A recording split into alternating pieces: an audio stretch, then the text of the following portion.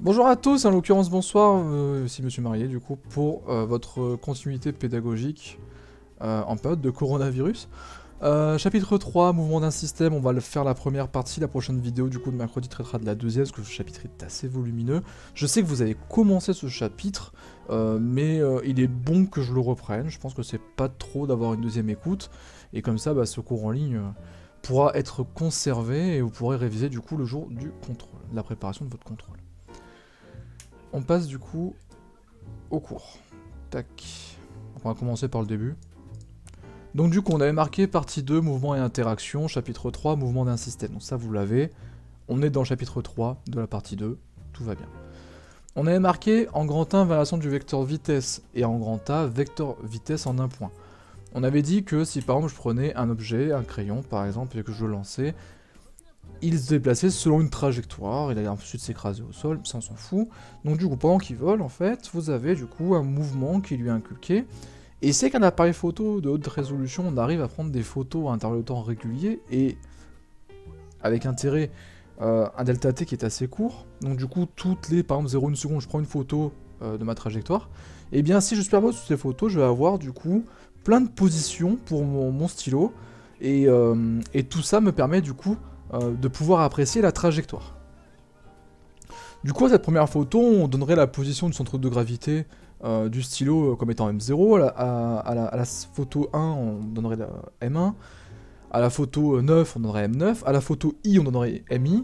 Et donc, du coup, à la photo MI plus 1, la suivante, on donnerait du coup, le point MI plus 1. On peut construire en fait un vecteur vitesse par le simple encadrement d'un point par son suivant et son précédent. Je m'explique.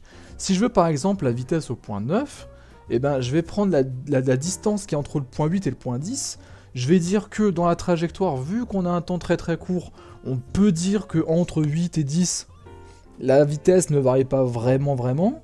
Donc du coup, on peut dire que ma vitesse est constante, et donc on peut dire que ma vitesse en un point, c'est égal à la distance qu'il y a entre mon point précédent et mon point suivant, divisé par 2 fois le temps au bout duquel on prend une photo. Un vecteur au point I, du coup, un vecteur vitesse au point I, qu'on va appeler VI, et bien on va simplement le calculer en disant que le vecteur VI, il est égal, comme j'ai marqué dans la formule du bas, au vecteur MI plus 1, MI moins 1, divisé par 2 delta t. Voilà. Si vous marquez ça, normalement, tout va bien. Vous avez tous les points, tout va très bien. D'ailleurs, je viens de me rendre compte que c'est l'inverse. C'est MI moins 1 vers MI plus 1. Attention, sinon il y a un moins. En ce qui concerne le cours en ligne, du coup, je n'ai pas la possibilité, sur mon logiciel, de mettre des flèches sur mes vecteurs. Donc du coup là j'essaie de mettre des traits. Rappelez-vous bien qu'à chaque fois que je parle de vecteur machin chose avec son appellation, l'appellation possède sa flèche. Je vous laisse du coup, vous êtes grand, mettre la flèche sur votre format papier, c'est beaucoup plus simple. On avait fini du coup le cours avec un super schéma, donc une trajectoire. Par exemple, là j'ai pris les 4 premières images, mes 4 premières photos, donc les 4 premières positions de mon solide, M1, M2, M3, M4. Et du coup j'avais dit que le vecteur V3, la vitesse au point numéro 3, c'est égal du coup à mon trajet entre M2 et M4 en termes de vecteur. Et le trajet de M2 vers M4, j'ai plus qu'à le diviser par un réel, par 2 delta t, et j'obtiens du coup mon vecteur vitesse moyenne qu'il y a au point 3. Ok ? Vous noterez toutefois que VI et MI-1, MI plus 1 sont deux vecteurs qui ont la même direction et le même sens. Ok ? Ils sont tous les deux ce qu'on appelle collinéaires. En gros, on peut passer de l'un à l'autre en appliquant un multiplicateur k, un réel k, comme coefficient de proportionnalité en gros. Donc du coup, là ici, on passe de VI à MI-1, MI plus 1, en multipliant en fait par 1 sur 2 delta t. Donc mon coefficient de proportionnalité, c'est ça.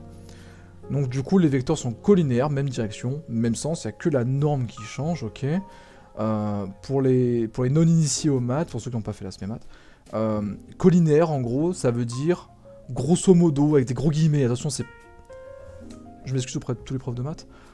M2, M4 et V3 en gros sont parallèles. Voilà. Maintenant c'est nouveau, faut marquer sur le cahier. Grand B, vecteur variation de vitesse. En gros, pour traduire la variation, que ce soit de valeur de norme, ou, de valeur de norme c'est pareil, de direction ou de sens, de la vitesse en un point i, ben on peut construire le vecteur delta vi qu'une flèche du coup, qui est le vecteur variation de vitesse. Et si on le veut au point mi, et ben il suffit encore une fois de s'encadrer avec le point précédent et le point suivant en termes de vitesse. Donc du coup delta vi, il est encadré par vi plus 1 et vi moins 1 de l'autre côté. Voilà, tout simplement. Donc du coup, si vous avez un delta, comme on l'a toujours vu, c'est une différence mathématique, donc une soustraction, vous prenez celui d'après, moins celui d'avant, et vous avez votre variation de vecteur vitesse. Tout simplement. Mais quel est du coup le lien entre la variation de la vitesse et le mouvement d'un solide? Grand C. Lien entre variation de vitesse et mouvement. En gros, si mon solide que je reprends ici, il est en train de faire un mouvement tel qu'il est, et je vais dire que son vecteur vitesse reste constant, et bien du coup, si je reprends la formule de tout à l'heure, ça veut dire que le vecteur vitesse au point suivant et au point précédent sont identiques, donc l'un moins l'autre, ça fait 0, ma variation de vitesse est égale à 0. Si ma variation de vitesse reste 0, si ma variation de vitesse est 0, ma vitesse reste constante, et que ma direction reste constante également, je n'ai aucune raison d'avoir un changement de trajectoire. Donc du coup, si le solide est animé d'un mouvement, et la suite de ce mouvement sera rectiligne et uniforme. Il n'y aura pas de changement de vitesse, pas de changement de direction. Attention aux couleurs en dessous, j'ai utilisé du vert et du violet. À la place du violet, vous prenez du noir, vous. C'est juste que écrire en noir par rapport au noir, ça ne mettait pas en relief. Et conservez bien le même code couleur, s'il vous plaît. Si le vecteur vitesse de ce solide, du coup, vient à changer en termes de direction, en termes de norme, mais pas de direction, en gros, mon mouvement va toujours être rectiligne, ça c'est logique, ma direction c'est une droite, si je reste sur la même droite, on va rester rectiligne. Mais si mon vecteur vitesse change en termes de valeur, soit mon solide va ralentir, soit au contraire il va accélérer. Donc du coup, résultat des courses, j'aurai un mouvement rectiligne mais non uniforme, accéléré dans le cas où il va plus vite, décéléré dans le cas où il ralentit. Par contre, si les deux changent, si la direction et la valeur de la vitesse, changent, et à ce moment-là, on va avoir une trajectoire qui est curviligne. Voilà. On l'observe très bien dans l'espace, par exemple, une trajectoire curviligne, on en voit tout le temps avec les comètes, par exemple, ou les satellites qui passent, les sondes qui utilisent la force gravitationnelle d'une planète en tant que fronde. Tout ça, on sait faire, donc du coup, on a bien un changement de direction et de vitesse en même temps. Par contre, si on change uniquement de direction et que la vitesse reste constante, là, au lieu d'avoir un mouvement curviligne, et du coup, la vitesse va rester constante et vous allez avoir un mouvement de rotation, voilà, tout simplement. Par contre, attention, dans le cas d'un mouvement de rotation, si vous prenez le vecteur delta vi, vous allez systématiquement avoir ce vecteur qui sera dirigé vers le centre du cercle.